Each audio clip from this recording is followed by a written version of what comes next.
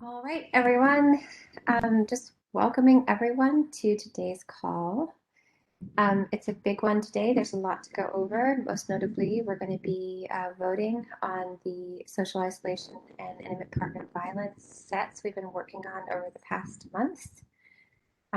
We'll describe more about that as we go on, and we're going to kind of be doing one of our first deep dives into elder abuse with the explication of some of the concepts that you'll see as you go through that set um, in the days ahead. Next slide, please.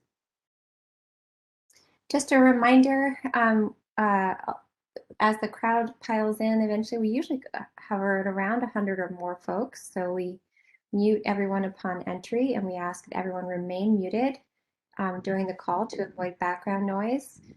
We always record the call, and the recordings are available on the Gravity Confluence page after the meeting if you want to review anything. We do, and those of you who are accustomed to coming to the meetings, I do try to actively integrate anything that's put in the chat. One thing that I think is kind of important is if it's on a wholly different topic, it can become a little bit confusing to follow what's necessary to integrate into the conversation. So I ask that if folks have other topics to address, that they discuss and connect briefly and then take it out of the chat just so I can follow and glean what has to be addressed for the purposes of the call. Whenever you do send a chat, please send it to everybody just so everyone can see. Any chat sent directly to me runs the risk of being read out loud. Next slide, please. This is just the common antitrust practices slide. Next slide, please. Again, if there's any new members, I see lots of familiar faces on here, but if you've not already done so, we invite you to officially join the project here. So joining is basically a statement of commitment, and it's part of the voting process. If you want to check whether you've already signed up, because we have been running for over 2 years now, you can review the existing membership there, and then the Confluence is, of course, a vast amount of information on all kinds of other topics. Next slide, please. This is just a very appreciative shout out to all of our project founders, our grantors, and in-kind support that make the Gravity Project go. It is definitely Many Hands Make Labor Light initiative, so we're grateful for everyone's support. Next slide, please. We are always seeking and actively seeking sponsorship for 2021-2022 operations. If you ever want to learn more about sponsoring, you can just send a general email to gravityproject@emiadvisors.net or visit the Gravity sponsorship page on the Confluence. Next slide, please. This is the agenda, which is, per usual, a lot of Sarah talking. I do want to state I just got a call from Bob Dieterle, our technical director. He is not able to attend the call because he has a lot of work to do on the implementation guide. So his main hope is that folks join the CMS Connectathon, which is free. You just need to register through HL7. And the registration deadline is next week on the 1st of July. So there'll be more announcements as we go forward, but that's Bob's major focus, and he will not be here today. So it's lots of me talking, and then our lovely Mark has some policy updates. We do have a couple of our subject matter experts on the call. I actually see my friend and colleague, Eddie Garcia. And so when it comes time to talking about some of the domains, we always can try to lean on them if it's possible to answer some elements that I think people need further understanding. Next slide, please. Announcements. Next slide. So we're trying to trim our announcements because we can spend so much time announcing that we don't get to content. So this is the biggies, right? Again, I should have put on here the CMS Connectathon deadline by next week, but I always want to give a shout out to the Fire Implementation Guide public meetings that happen on Wednesdays from 3 to 4. And there's a couple other RFIs and grants that are both due on the 6th of July.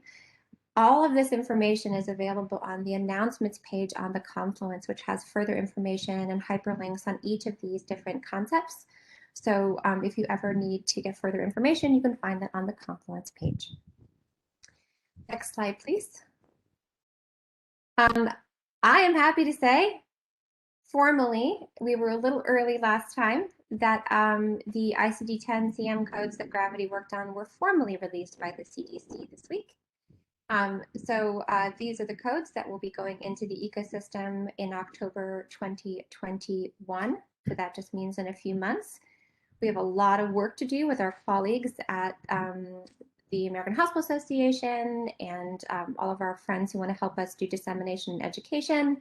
So we've already had some information about trying to do a coding clinic with AHA, but just know there's going to be a lot of information about what this means and how to implement it over the next couple months. And I cannot possibly state how grateful I am for the collective and all of our colleagues in making this so. So just to highlight for those who might be new, there's really some critical things that are brand new that we weren't even able to say before. So again, less than a high school diploma, we weren't able to say before. The code for inadequate lack of adequate water and lack of adequate food and safe drinking water was a combined code. So we split those. There's now codes for food insecurity and inadequate drinking water supply separately. We have our stratified homelessness concepts, which allows you to specify whether someone's sheltered or unsheltered. Again, there's that food insecurity concept that we advocated so greatly for. Really important, I think, to me also is that there was absolutely no way to name when folks were housing unstable in ICD-10-CM prior. So this includes risk of homelessness and homelessness in the past 12 months when folks are tenuously housed, which we know in the pandemic is such a critical element, especially at the risk of having all of the freezes on evictions sunsetting in the months ahead. So this is all very huge and we're all very grateful and more to come again on education. So thanks everyone, so exciting. And again, so now it's formal and we do have the hyperlink at the bottom and I think it's in, yeah, it's not a hyperlink, but you can copy it in the chat. You can find the release now on CDC. So if you want to reference it in any of your publications or your information, the formal release is now available on the CDC website. Yay, everybody, go team. All right, next slide, please. Oh, just one more thing. There are some codes that we'll be discussing further in September at the meeting. More on that to come. Next slide, please. Yay. Here we are, we're voting on the screening and diagnosis elements for intimate partner violence and social isolation and loneliness. We have a little bit left to go for elder abuse. We did build in a summer break in order to really try to disseminate. Again, we have a lot of writing and publishing and educating to do. We're going to try to get that done. Again, over the course of the summer, we're also doing the Interventions Council to really try to build a set of the programs and professions critical for elder abuse, intimate partner violence, social isolation, loneliness, stress, and those demographic domains, so that we can hit the ground running and wrap up goals and interventions in late summer when we return. All along, of course, is the work of the implementation guide. This is why Bob is not here. He's working really, really hard to get that all set with the team from AMA and all the colleagues he has from Jevity in that space. There is that CMS Connectathon dot, which is on the, you have to register by the 1st of July. So the dot is the actual date of the event. And we look forward to answering any questions. You can always write us at the Gravity Project EMIadvisors.net with any questions. Next slide, please. This is just the terminology engagement guide. Again, it's really just trying to hone the conversation. We just want to remind everybody that the best way to submit concepts is to do so formally via email. It's very difficult to glean information from the chat and make sure it's represented. So if you have any ideas, submitting them formally is really crucial. And then if you're covering any concepts that are outside of the domain at hand, we ask that you email us and just, so that we can try to figure out how to integrate it, so that we can really try to focus on the domains that are the subject of the call. Next slide, please. And again, the same thing. This is about those domains. So next slide. Any questions on what we've talked about so far? All right. I don't see any questions. I see lots of congratulations. It is really important and wonderful, and we're very grateful. This is everyone's labor who helped do the ICD-10 work, so it's just huge. Okay, next slide. Here we go. We're going to now enter into the conversation on updates for our domains that are going into vote. And that because you've been seeing a few different versions of the masters, and we just want to make sure everyone knows what changes might have been updated since you last saw them. So next slide, please. And then next slide. Oh, here's our ever winnowing schedule. So Linda, the terminology team all agreed, Linda and Asha and Katya and I, that the next meeting will start showing what happens when we come back in August. But for right now, it's very calming to look at such a slim calendar, given where we've been since January. So here we are on the 24th, doing the social isolation and intimate partner violence consensus vote. Next meeting is when we do the consensus vote for elder abuse. We're going to be doing some end-to-end review on elder abuse today. Next slide, please. Any questions on that? Okay, carry on. Next slide, please. I just wanted to take a moment to highlight the team as it stands right now. I try to, I mean, you always hear me talk, so you all know me, but this is the terminology team as it stands, and I'm just incredibly lucky to work with this amazing group of women. So I'm the director of clinical informatics. Linda Hyde is the lead terminology consultant, just brings a vast amount of wisdom, helping me understand the complexities of what we're doing. We have the privilege and honor of having Asha Emanuel, who works as a community liaison and public health consultant, and she's going to be spearheading that interventions council over the summer. And then we have Katya Shell, who's just been an amazing asset to our team. She really is working with Linda and the whole team to really make sure that our masters, our submissions, our spreadsheets, our dissemination are all on target. She's just really great. So this is the team. So when you see me, just know that these are the women that make up the terminology team as a whole, and our subject matter experts know them well, because whenever we come to a meeting, we come en masse. So I'm just very grateful for these folk, and just so everyone, I just wanted to give a shout out to them since they're often behind the scenes. Next slide, please. All right, here, and now we're voting. Next slide. Now we're doing the review of changes. So next slide. Again, I cannot say enough thank yous for the amazing social isolation, loneliness, and lack of social support and general social connection experts that have been assisting us with their just vast expertise over the course of the last months. It's just been an honor. I learn something every single time we meet. Again, Edward Garcia, Dr. Julianne Hope-Lundstedt, and Dr. Matt Pantel. We even had a late addition to our meeting the last time. So it's just been very, we've been very grateful to have them help assist us through this process. So next slide, please. There really are very few updates. So anyone who's seen the master, again, for the social isolation domain, there really are very few changes. There's just some things that I want to ground as we go into the vote. So it's really important. I starred social isolation because I want to remind everyone that way back in the Wayback Machine, that's all we undertook. That was all we put in our project plan. And then as we started to talk to the subject matter experts who know this domain so well, we realized, akin to other domains, that we couldn't address the domain of social connection well without covering these other facets. So the reason why I'm calling that to light is we are ready to vote on social isolation as a set with its partners, loneliness and lack of social support. We're pausing on relationship quality only because we have some work to do. So what we're thinking of doing is bringing that back in the fall when we come back for the interventions and goals work. It's critical that we nail down the terminology and the definitions and everything we did what we want to say there, but we just didn't want to pause the vote as we worked on this thing. So When you look at the basically what we're doing with our terminology is building logical space for it. So when we come back around, we can just plug it right in and keep on going. So what we're voting on today, again, is social isolation, loneliness, and social support. I do want to state for the record, and Eddie probably is hoping that I'm going to state this, that what we did for the user in order to interact with a master is tried to sort things like these are the screening tools that go with social isolation. These are the screening tools that go with loneliness, etc. Once we elevate relationship quality into the set, some of those some of that sorting might change, only because it's actually more logically relationship quality once we make space for it.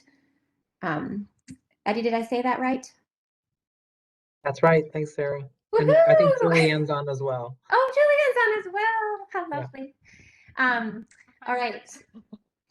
Oh, So, and Matt Pantel. Sorry. oh gosh, everybody, the gang's all here. Fantastic.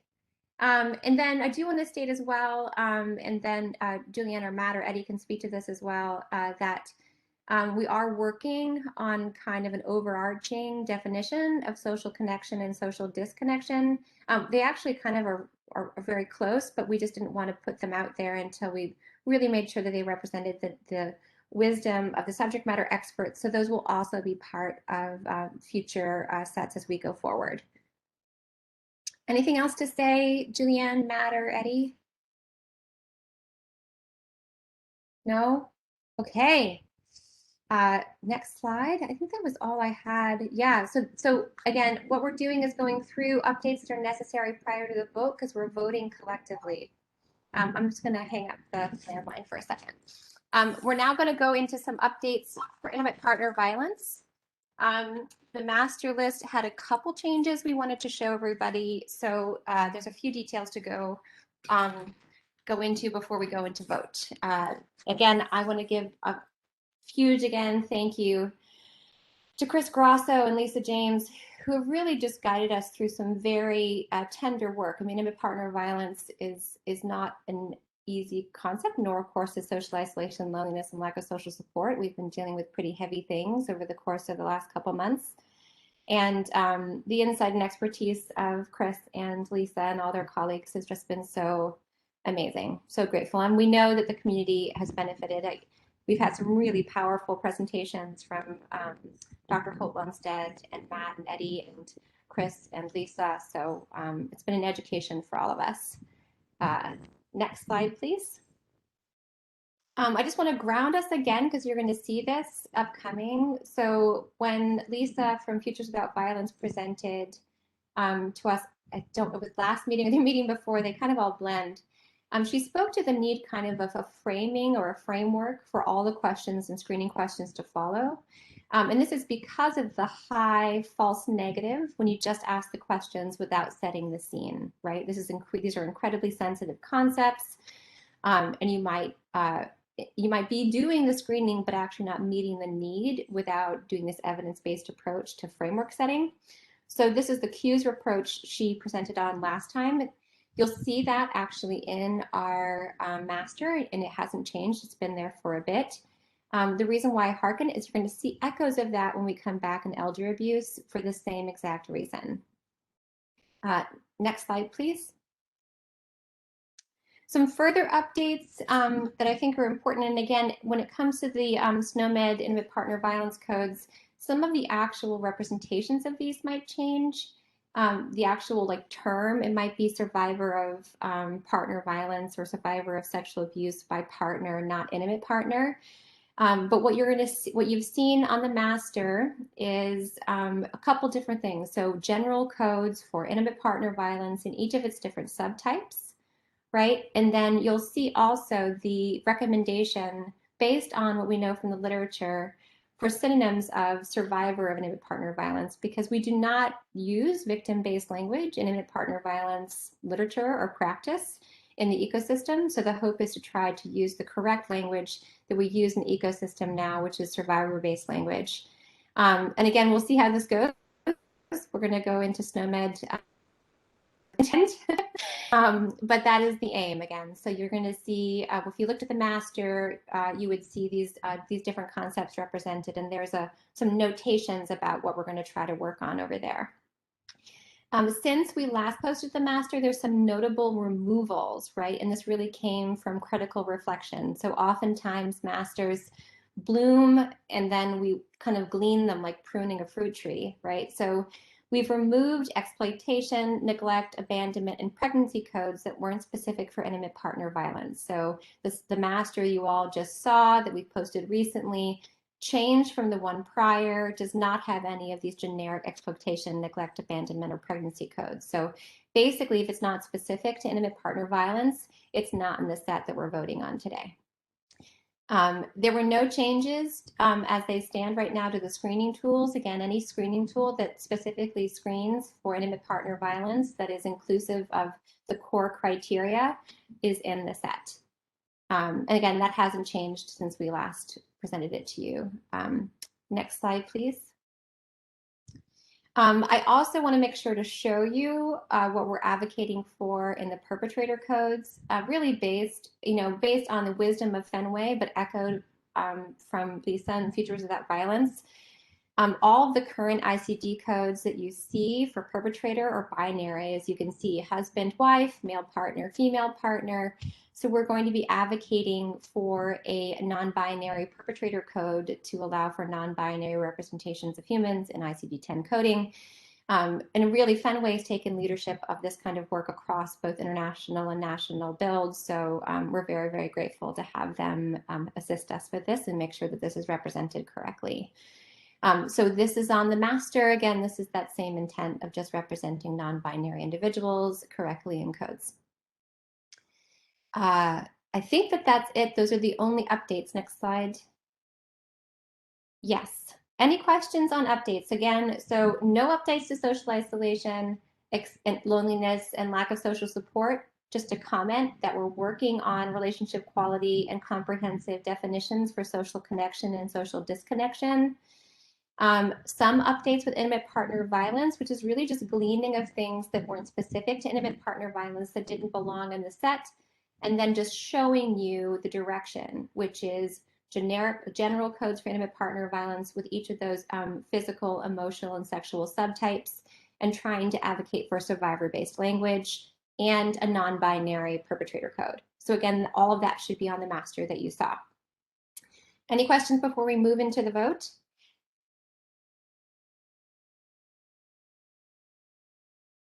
So this is my first meeting. Hi. I don't know if this is a reasonable question to ask or if Hi, this Zach. shouldn't be Yeah, aired in these great. meetings, but I'm going to anyway. In terms of the addition of the non-binary perpetrator, I think that's a great addition.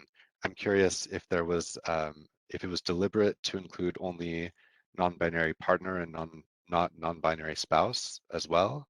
Yes. So it was.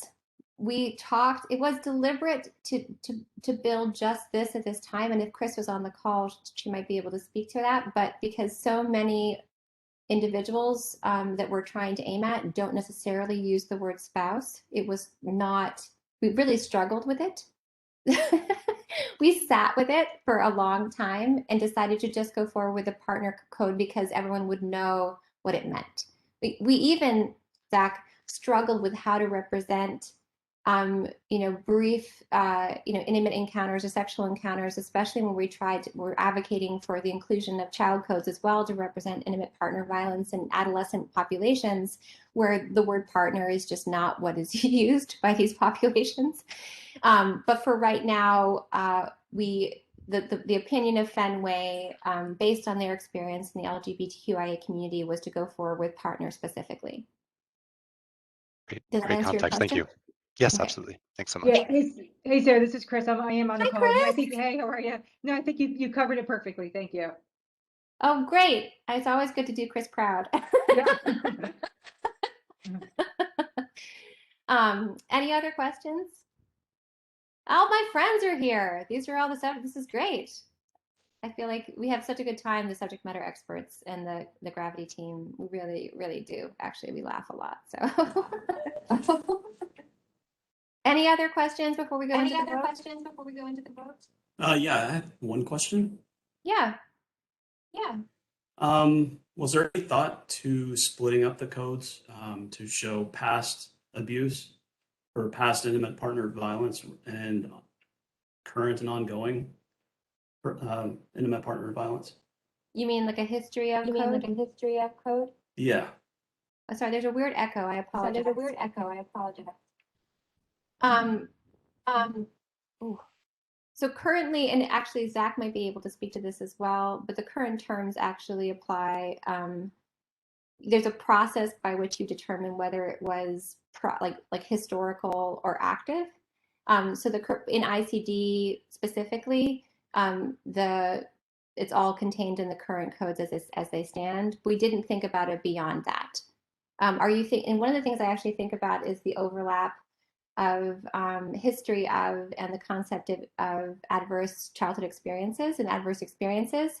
We are committed to trying to consider toxic stress and historical experiences with violence and discrimination in our future work. Did that answer your question? Yes, it did. Thank you. Oh, good. Any other questions before the questions are important before we go into the vote? Again, the vote is not, we've changed it so you don't have to vote now, which is a relief, right? You used to have to vote now, but now there's a period of time. So I'm going to just go forward. If anyone has a question, just pipe up or type it in and I'll address it. So I just want to remind everybody the rules we follow regarding consensus voting. So yes, a yes vote does not necessarily mean that the deliverable is the ideal one from the perspective of the committed member, but it's better to move forward than block the deliverable. Yes with comment and formal objections both require an email to explain your comment and a path to resolution. So yes with comment is if a consensus process attracts, you basically, this is actually doesn't display the process, but yes with comment is like, yes, but I think that this needs to happen or this might need to change. So what you do, or you're expected to submit that what you expect to be addressed to an email to the Gravity Project. And the timeline is always by a week from now, right? So we expect the comment email by a week from now. And then any yes with comment without a email by that date just becomes an abstention, right? Because we need to know what to do with the yes with comment. And then we do resolve to comment on every single comment. So every single comment has a formal process of being addressed to the original commenter. And I see Bill's on here, so sometimes it takes a little while. Bill Swan had a comment on the material hardship set a while ago. It took a long time to find the resolution for that one, but we will always get back to you. A formal objection is basically, a statement of formal objection. This also requires an email to the Gravity Project about what your concerns are. It needs to be delivered again by a week from now. And again, any formal objection without a comment is considered an abstention. So basically you have these two different yes types. Yes is carry on. Yes with comment is yes, but maybe change this, do this, or my thoughts on I'm worried about this and implementation. And those comments have to be submitted by July 1st. And formal objection, the comment about the pathway to reconciliation or the pathway to revision has to be again by July 1st, and then there's just abstentions. Any questions here?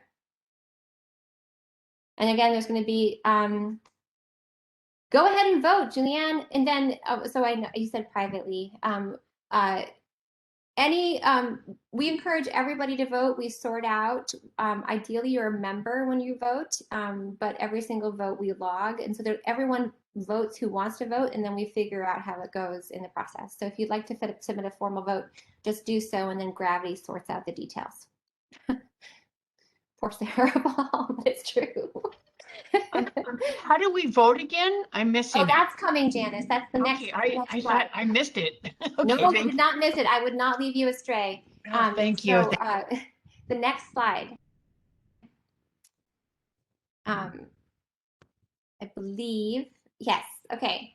So there is a hyperlink, and you might have to click on it twice. So the rules with WebEx is that you get an alert, like it doesn't work the first time, but if you just click on it twice, you can get there. Again, we're always happy if folks can't open the Google form to send it to you by email. So for some reason the Google form doesn't work, just send us an email and we'll send it to you. But if you click on, like right now, if I click on it, I get an alert and then I say continue and it takes me directly to the form. So don't look at just go through that first alert. It's just a WebEx privacy thing. We're reminding everybody that the masters you're voting on are available on the Confluence. So if you just really want to take a last look at them, you have until tomorrow at 5 o'clock Eastern Standard Time to submit your vote. Can you post a link in the chat? So the link for the form is, it's timed at 4:30. Great. And then there's nice little comments here. So all of the comments need to be submitted by next week. Okay. I do want to just give pause. So I want to make sure everyone's captured the form. Who wants to capture it now? Do I need to hold on for anybody? I couldn't download it again. It says annotate and then it asks you, but I haven't been able to do it via the screen so far. You know what, Janice, I'm formally saying into the stratosphere that we will send you an email, and I will have someone remember. We meet as a group at 1 o'clock every Friday. So I'll make sure that if someone doesn't tell me it happened right now, I'll make sure it happens by midday tomorrow. Okay. Okay, well, I'll send you an email, Gravity Project. Oh, that's perfect. Yeah, gravityproject@emyadvisors.net, and then we'll reply with the link. Sarah, Yes. it's Mark. I don't know if this happens for others, but I find the form when I go to my web browser. It opens a web page. So if you're looking for it, you have to go to another application to find it. At least that's for me. I love how each of our experiences is different with this little thing. Probably, yeah. So if it's someone has 4 forms, oh my Lord, there should just be one web page. You know what I'm going to do? I'm going to very quickly. So Linda, actually, since you have sharing privileges, can you just for a second follow the link and share what it looks like so folks can see it, or I can share it? Linda's the master of ceremonies today. Does that make sense? I want people to know what it looks like. Lovely. It's for some people it works perfectly, and then some people I want you to know where you're headed. Great, Ellen. Thank you. Great. Okay, so just so everybody knows, this is where you should end up. It's a Google form. It's a Google Doc, a Google form. So it's a web page. There's hyperlinks to each of the master lists just for reference. You put your email, you enter your name, you enter what kind of member you are if you know, and if you don't know, you can just say unsure. And we do encourage you to join as a member if you haven't yet. And then it takes you through those different, so it's just one after the other. So social isolation, consensus vote, you have those 4 options: yes, yes with comment, formal objection, and abstain. And then the same thing with IPV, intimate partner violence: yes, yes with comment, formal objection, and abstain. And then you submit it.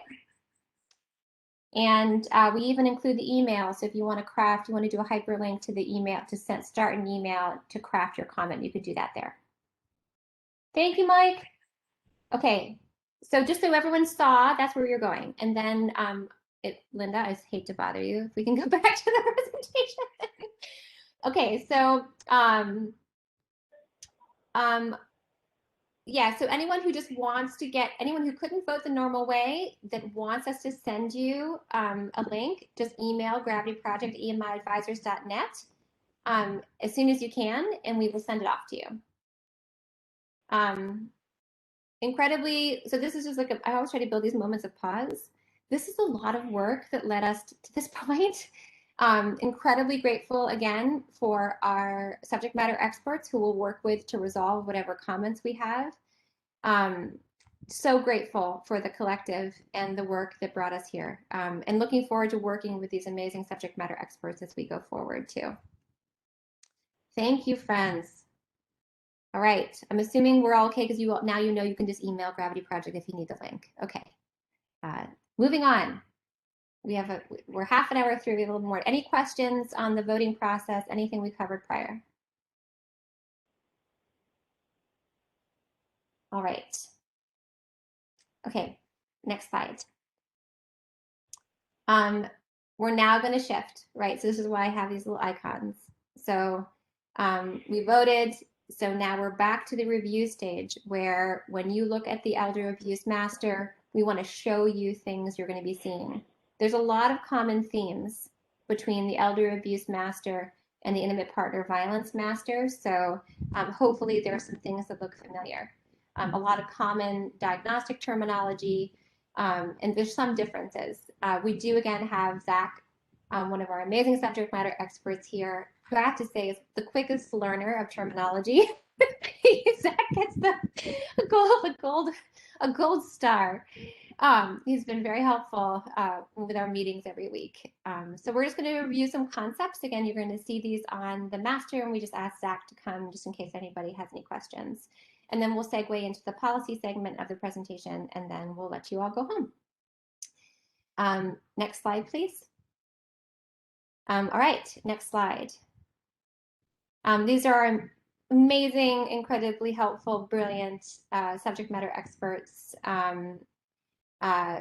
We've had some additions and some subtractions. I think might need to update the slide, but I just want to ground everybody, and Zach won't toot his own horn here, but these are folks who have participated in grounding the literature on elder abuse with the CDC and with national work for a very long time.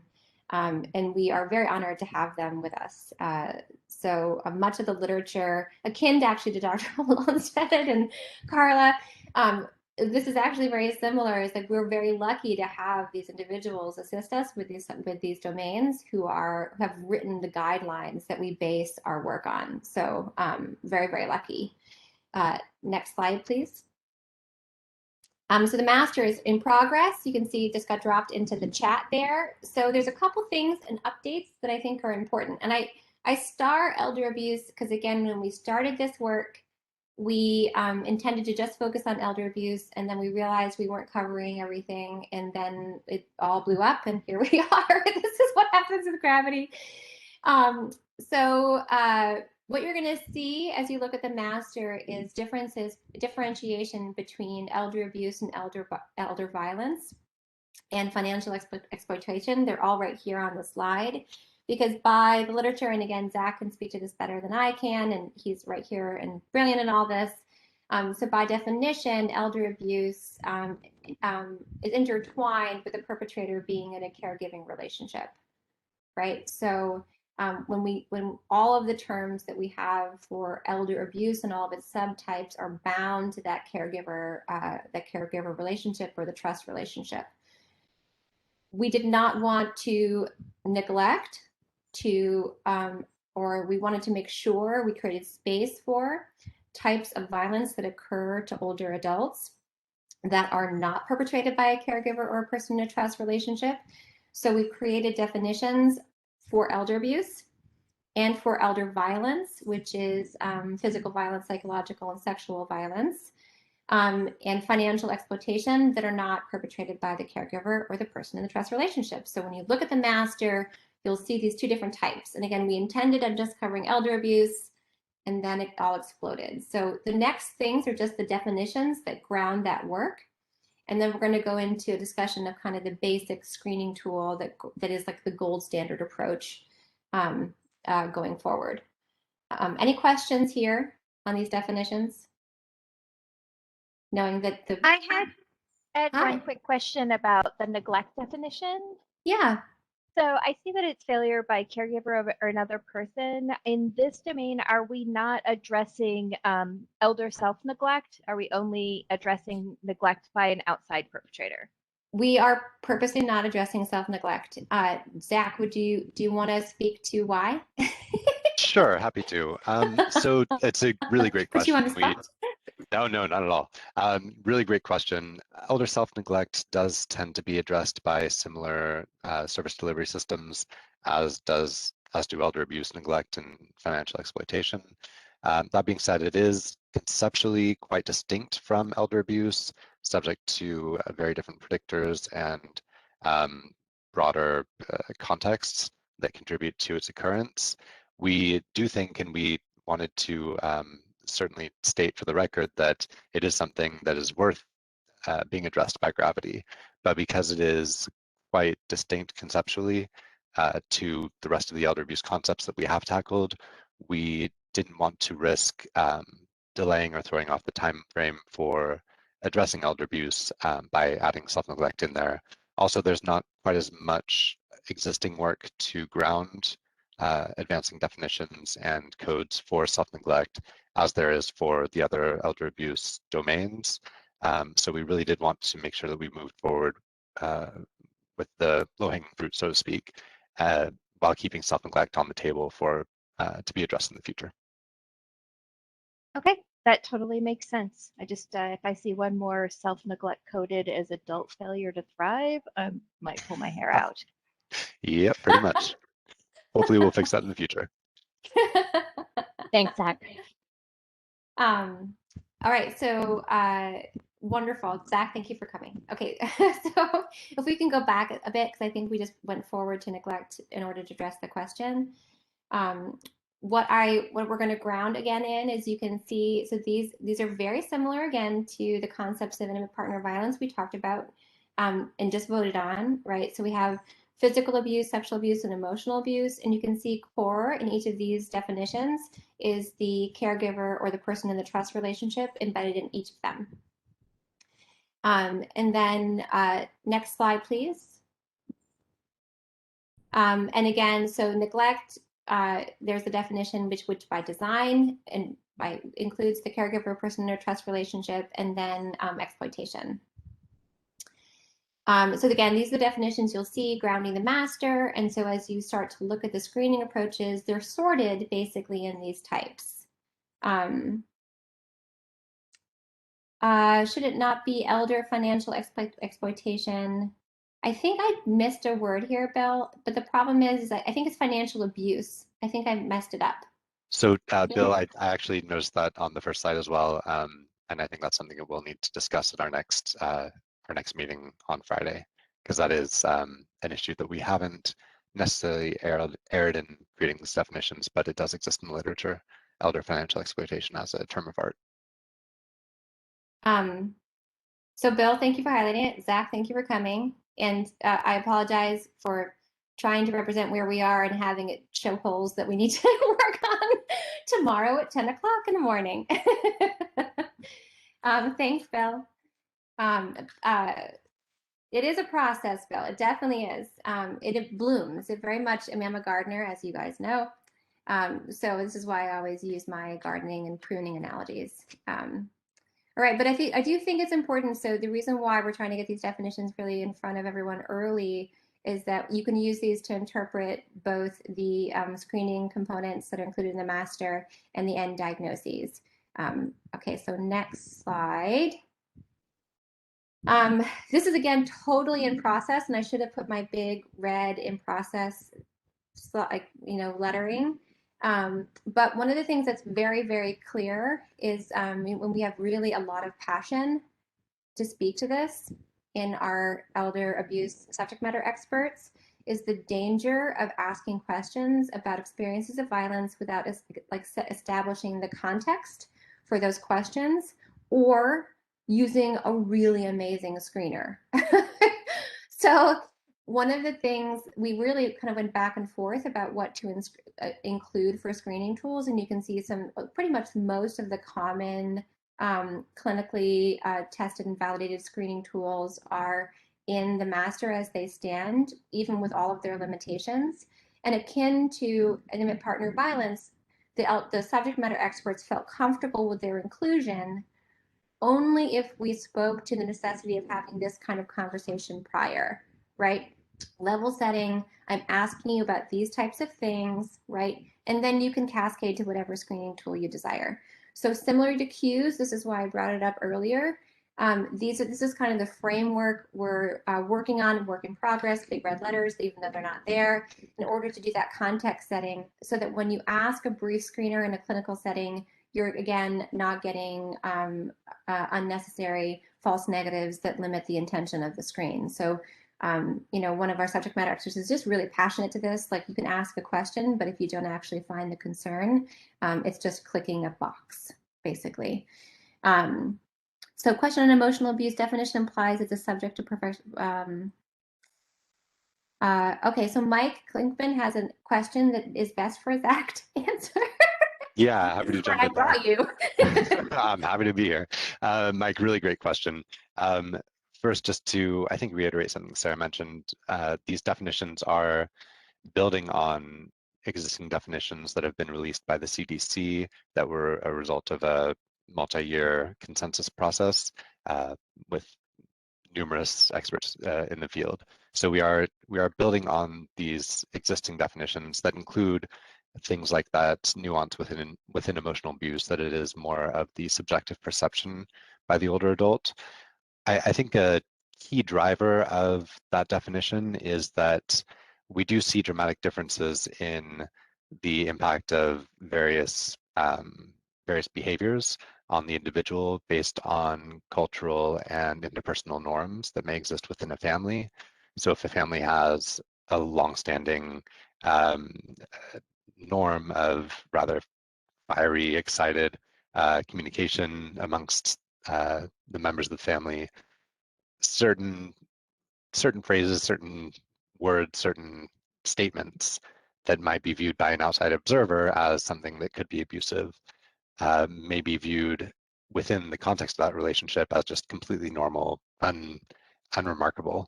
By contrast, a family that has very, I'll say, more mundane and vanilla interactions might see language or statements that would be viewed by an outside observer as really not that impactful, as something really quite emotionally scarring and traumatizing. So I think there, especially with emotional abuse, there is a good deal of subjectivity that is oftentimes applied within the field when thinking about abuse. Now, when it comes to actually measuring it, we do tend to use more specific behaviors in that measurement. So there is, to a degree, a discrepancy between the definition and the items used to screen it. Perhaps it's something that warrants additional discussion and attention. Sarah, I'll leave that to you to decide if we need to raise that tomorrow. Yeah, if I can raise just one question, I think where I've had a problem clinically in sorting this out is when there are some cognitive issues on the part of the senior, and sometimes figuring out the veracity or the truthfulness or the perceptions as being distorted, okay. And there's a huge gray zone in this that makes me uncomfortable with this term for elderly folks in many of the circumstances I see coming at me clinically. That's the hard part, I guess, for me. And that's why this definition is hard for me to apply. That's a really great comment. Thank you for that. I think, Mike, unbeknownst to you, you're actually speaking to one of the strongest advocates for exactly that problem in our work, right? So we are committed, and I'm going to try to actually knit something Janice is saying here too. So it's one of those things where we're completing, for the purposes of this initial work, again, what we set out to do, but we are committed to working on observational methods that require, in the presence of any kind of cognitive limitation that would allow self-report. Zach literally raised this every Friday at 10. Like, we need to do that, so that we're committed to doing that. It's not right now only because it's immense, right? But we are committed to working on that. And part of what actually you'll see in some of the best approaches is the capacity to do that kind of observational assessment. And then I also want to speak to what Janice is bringing here. So we also are committed to trying to wrap our heads around, vulnerable populations, of which They don't necessarily meet the elder criteria, but they still require the same kind of report to adult protective services and the same kind of sensitivities. So these are all things that come up in our work, and we already are hypothesizing some solutions, such as the ability to say that a perpetrator is in a caregiving relationship, so that you could apply that even if it's not elder abuse per se, and it's someone who actually is vulnerable for another reason. So again, very similar, I think, to relationship quality. Like, we build space kind of there's an outline in my mind from a terminology perspective, but also in our conversations where there's like real estate that we're sorting out as we go forward. And if I can just add to that, on the other side of Janice's question, if we're thinking about an older adult who doesn't have cognitive impairment or vulnerability through physical impairment or some other form of vulnerability, they may not meet the legal statutory definition for elder abuse as it's applied by the law of a given state, and in a way that would warrant the intervention of adult protective services or other entities that respond to elder abuse. That being said, definitionally and conceptually, we would tend to still consider the actions that are perpetrated against the individual to be abusive, whether or not the state's policies would qualify it as abuse. Therefore, we've tried to leave a decent amount of flexibility with these terms, especially because some states would qualify that as abuse, whether or not the individual has vulnerability or cognitive incapacity, just by virtue of their categorical age being above a certain age, typically 60, sometimes 65. Legally, these behaviors would be considered abuse regardless of the broader vulnerabilities. Yeah, I appreciate that. In my state, that's not true, and it's actually really hard to get action, but it's important that the doctors or whoever documents it, that they're, if the person is in it, they're aware that this is happening, it's important. But as you mentioned, if the person's in decent health and 65 and cognitively considered, functional, they're not considered a vulnerable adult. And so it's very hard. I personally went through some of this, my mother, and it was horrible, right? And it's very hard to take care of legally. Right, absolutely. And I think that's a lot of the challenge here. Even though those kinds of situations would still qualify for, I think, what we would consider to be victims of abuse, it may not rise to the level of intervention by the legal or social service systems. So in terms of implementing these concepts, these terms, and these codes in practice, I think ideally there would be custom-built tools within the EHR that would help to aid the clinicians in determining if certain behaviors based on the individual, the victim, meeting certain criteria would qualify for the diagnosis, and beyond that would qualify for intervention. Right. So like in our state, it's ADLs, what are your daily living? If you need assistance with daily living, that's kind of the category where it hits legal. Right, exactly. Really grateful. I think I do appreciate that part of doing this end-to-end review reveals the complexities that we just kind of wrestle with in our conversations every week. We are doing the best we can to really, again, as I'm saying, build space for some of the complexity.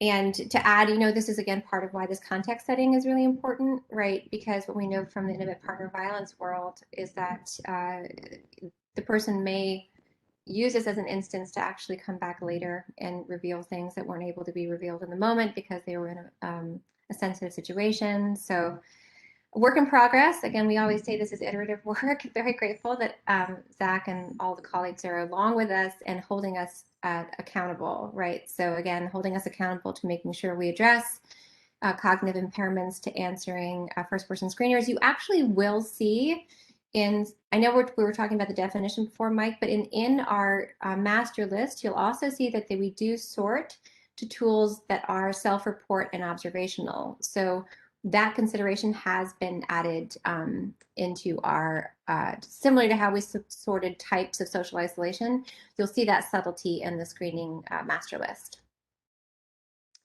And then just for the sake of time, I'm just going to try to go through, show you the next slide. Again, Zach's been incredibly helpful. There's a lot on these next slides. I include them here just as an orientation. So in all of our work, there's kind of like always a best approach, right?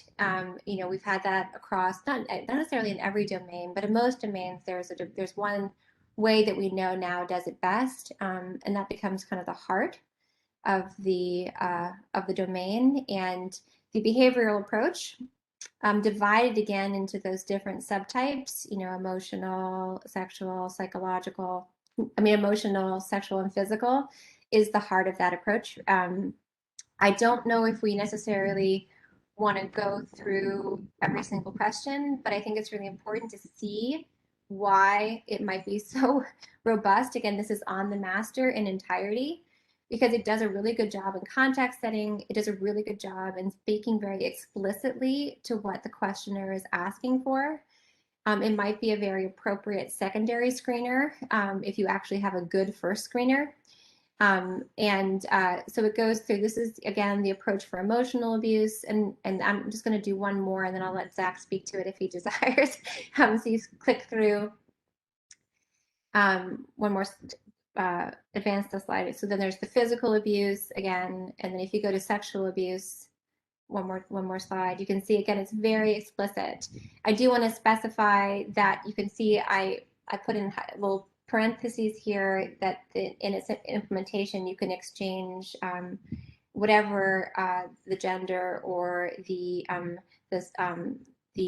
organs of the person that you're talking about. You can switch them out according to implementation. Great. So Zach, want to speak any further on the behavioral approach before? Mostly just want to let you know that this is, when you see this on the master, this is the best in class. And then I'll let Zach speak to a little bit more, and then we can segue to the policy update. I think you've covered it unless people have questions. The one thing actually I just noticed is that we might need to modify the language on some of these to ensure that we have a consistent look back period, just to be sure that we are consistent in the time frame that we're referring to as we do these measurements. That sounds great. We can add that to our list for tomorrow. The list is It's gonna be a long, full Zach. meeting. I know. All right. Again, so what we've done today with elder abuse is basically set the tone for the overall definitions, right? Talking about the role of the caregiver and the trust relationship when it really comes to definitions of elder abuse versus elder violence or exploitation. Bill raised some questions regarding some of our definitions, also did Mike, right? We had some conversations regarding really just many things we've talked about in our Friday calls. When you look at the master, keep all of this in mind. The codes, the undiagnoses codes, are very straightforward. There's the only thing that you'll see when you go there again is we're asking again for some terminology to express when the perpetrator's in a caregiving relationship, and a few new SNOMED codes. But any other questions regarding elder abuse, and then we can let Zach go and do our policy update.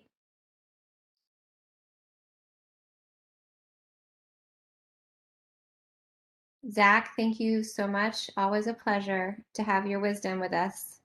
Thank you. This is fun. Good to meet Yes, everyone. it is fun. It is so fun. All right. My Lord, when you have the right sneeze when they say hanging out talking about codes is fun. You've convinced them. Great. Okay, so thank you. And then we're going to segue into some policy updates. Mark, are you able to speak to that? I am here. Next slide, please. Wonderful. So this is an opportunity for a quick update on how all this incredible work we've just been discussing gets into national policy, national exchange, national use. My update is on how the Gravity Project Social Determinant of Health data class hopefully gets into version 2 of the U.S. Core Data for Interoperability, but also to flag what may be coming in version 3. So I'm starting with this timeline to help explain why we're talking about the different versions. So there's in your 2020, you see a version 1. That was actually built into the regulations that the Office of the National Coordinator released in May of 2020. And all of the discussion we've been having so far about the Gravity Project submission has been a submission for version 2, the next iteration, the next year, which was, we submitted in October of 2020. It was the draft was released in January of 2021. There's now a recommendation to the Office of the National Coordinator from the Health IT Advisory Committee to add the Gravity Project Social Determinant of Health data class into version 2. And at the same time, you'll see up there in that gold thread that we are considering what's going to become final in version 2. People are already beginning to define and submit new data elements to be considered for version 3, which will have to be submitted by October, could be a little earlier than October of 2021. And then there will be another process for version 4 in 2022.